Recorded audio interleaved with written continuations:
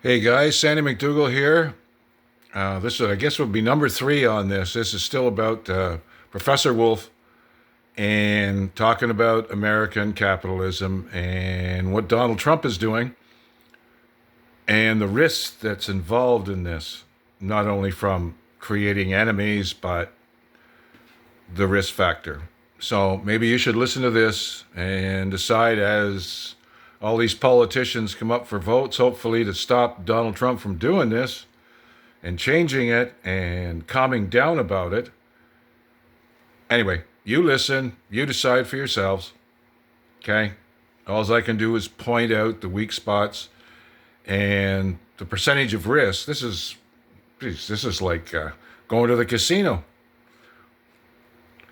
We will lose export markets, and that will mean fewer jobs. And no one, let me stress, no one now knows whether the jobs lost from this trade war will be greater or smaller than any jobs that are gained. It is a big risk being taken by Mr. Trump. And if it doesn't go well, it'll be very bad for the American economy. It will produce the recession folks are worried about, because if the prices go up, people buy less, and that loses jobs. When you look at all of this, this is an incredibly risky effort to blame the world, punish the world, and then cross his fingers, which is what he's doing, hoping it comes out all right. Reminds me of the football metaphor. This is a Hail Mary pass. You throw it down the field. You hope it bounces into your team's Exactly. hands. But that's all it is. A Hail Mary. And it's a sign of how See, troubled old the guys American like us, we economy know, now is. been around, saw all these suits make promises.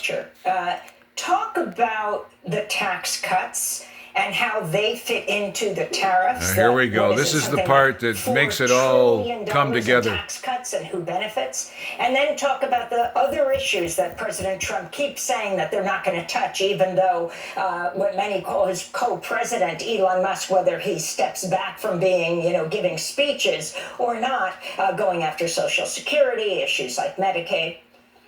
Let me start with the tax issue. The biggest single thing that Trump did in his first presidency was the tax cut of December 2017.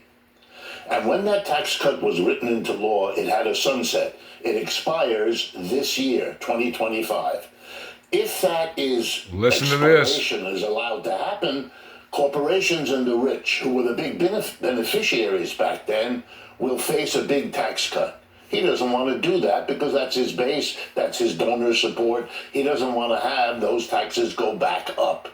Well, then what is he going to have to do? If he keeps on spending and he doesn't let those taxes go back up, he's going to have to borrow trillions, as we have been doing. He doesn't want to be the president who keeps borrowing trillions, in part because the rest of the world is a major creditor of the United States, and they're not going to continue to do it the way they have. So he's in a jam. He has to do something. So his hope is to savage the expenditures in this country. Look what he's doing. Rape everybody else to make sure he doesn't have to raise the taxes on the rich like him. Problem on the backs of the working class. I'm firing them all. I don't care what the rest of the working class suffers. I'm going to fire all these people without notice, without plan.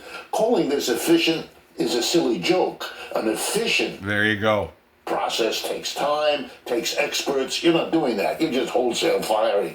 Calling that efficiency is to fool people. Looking for money so he can give all his buddies. Trump is now in a jam. The tax break. He promised it to them.